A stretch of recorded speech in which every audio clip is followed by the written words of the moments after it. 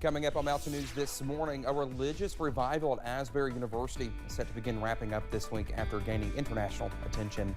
And that spiritual movement inspires a group here in our region to bring people together for a special community prayer. Dedicated to Eastern and Southern Kentucky, this is WYMT Mountain News This Morning.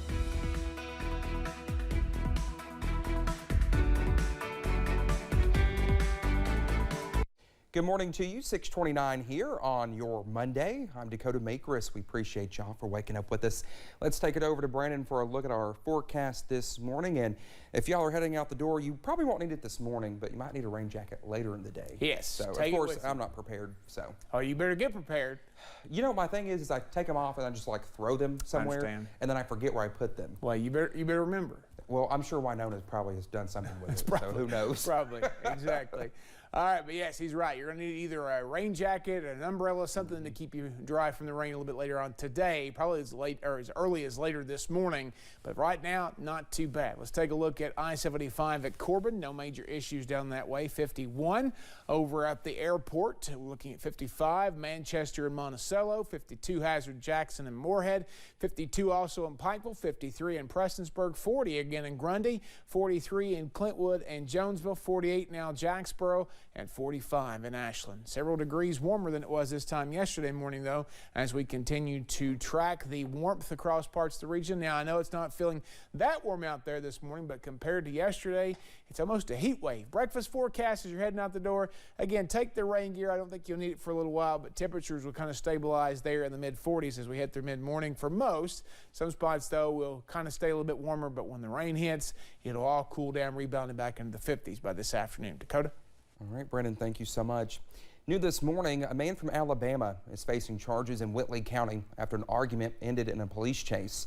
Williamsburg police responded to a complaint of an argument involving a gun at a gas pump of Grumpy's. After they arrived, Tory Lofton of Montgomery, Alabama drove away, hitting another car in the process and then continuing to I-75. Well, he also hit a police cruiser during the chase before being stopped and arrested. He's being held in the Whitley County Detention Center on a host of charges, including attempted murder of a police officer. A family in Rockcastle County lost their home to a devastating fire. Crews responded to a structure fire on West Level Green Road in Brodhead shortly after 8:30 Sunday morning. Even though crews worked to put the fire out, the home was destroyed. Thankfully, no injuries were reported. The cause of the fire is still being investigated. A fire in Bath County Friday left one nonprofit organization devastated. The nonprofit Christian Social Services provides assistance to people in need and also has been a partner of God's Pantry for more than 20 years. Friday's fire left it without the two-story building and hundreds of dollars of food and other supplies. But despite all of that, the director of the nonprofit is thankful for their community, keeping them on their feet and helping them rebuild. And I will say this about this community. People are always willing to help. And that I say from my heart. I'm serious about that.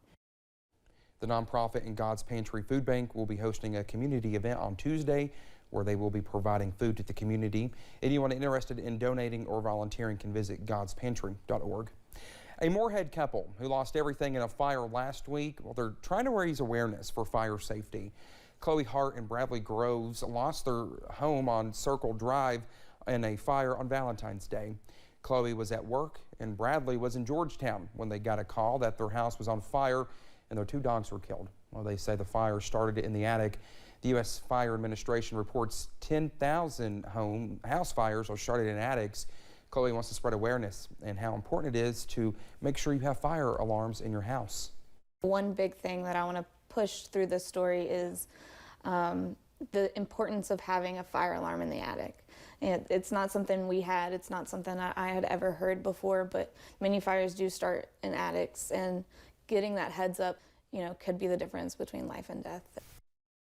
Well, the couple says they are grateful for their community support during this difficult time. Well, the religious revival at Asbury University was in full force during the weekend. Well, it's brought faithful people in from around the world and from all walks of life. For the people who call Wilmore home, it has its pros and cons. Tens of thousands of people have descended on the town of 6,000 people to experience this spiritual sensation since it first began. Cars are even lining the streets for blocks. We just had some people arrive from Finland, from the Netherlands. We've had them coming from all over the country. The university says the revival in its current form will come to an end on Thursday. Well, with all the worship events and revivals taking place across the Commonwealth, one Perry County group wanted to host its own get-together in downtown Hazard. Our Alyssa Williams was there at the community prayer and praise event to learn more. Welcoming believers and non-believers with open arms. We needed a place, a space that was free for God to move and just people to cry out to Him and lay their burdens down with God and just experience renewal. After seeing people across the Commonwealth come together in various places of worship, Amanda Lawrence said she and her friends were moved to offer a similar experience to the people of Perry County. It started out talking about, oh, maybe a couple of us want to get together at someone's house, and just the more kind of friends that we mentioned it to, it got a little bigger, but I would say most of it's really just happened within the last week. This prompted Lawrence and a few others to host a community prayer and praise event at the Art Station in downtown Hazard. I think a lot of us were just feeling a desire for unity, to share some time together with the community, pray for needs in the community and beyond the community, but really just to gather together in unity and worship God. Both Lawrence and Tara Combs, who helped to organize the event, say it is exciting to offer opportunities of worship to people that extend beyond church walls. This was just an opportunity to provide that for our community. We know that you don't have to be at Asbury or you don't have to be at one of these other places to experience an encounter with God. If you're a believer, the Holy Spirit dwells within inside you. And when you're with other believers, that's magnified, and it's just fantastic. So, offering people the opportunity to gather, sing, and praise in His holy name. In Hazard, Alyssa Williams, WYMT Mountain News. Community prayer and praise organizers say although there are no definite plans for future events, they would love to continue these gatherings if the community feels called to do so. Well, the Council on International Educational Exchange, known as CIEE, held a foreign food tasting at the Laurel County Public Library. Foreign exchange students from around the world gave Kentuckians a taste of snacks they eat in their native countries and also compared them to food here in America. And a German exchange student says sugar is a big difference between her home country and the U.S. Candy here is really sweet, and candy in Germany is not as sweet, I would say. Also, I think you guys have a lot of fast food here that we don't have in Germany, and I would say that's like the biggest difference. Well, she and her fellow exchange students at the event all go to schools in the Cumberland Valley area. Well, the University of Kentucky is initiating a pilot program that allows for alcohol at certain UK spring sporting events.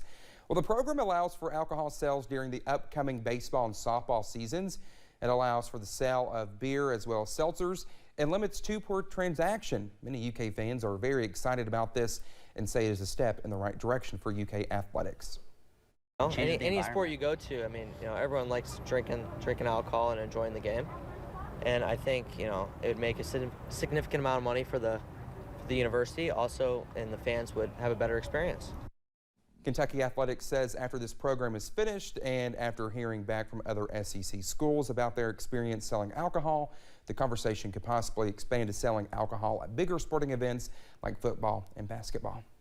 Well, data from the U.S. Bureau of Labor Statistics Establishment Survey shows non-farm payroll employment increased by more than $500,000 in January. The inflation rate slowed slightly in January, but the Kentucky Retail Federation says it hasn't seen any big changes. Steve McLean says holiday sales were up last year, but not as much as predicted, which shows that although people were spending their money, they were doing it cautiously. Consumers are still going to be somewhat careful about what they're spending on, probably looking more at just, your essentials. As some prices are coming down, we are still seeing some items, particularly some groceries, that are still up. He says things like eggs are still up in price, but he says they're expecting prices to continue to slowly go down.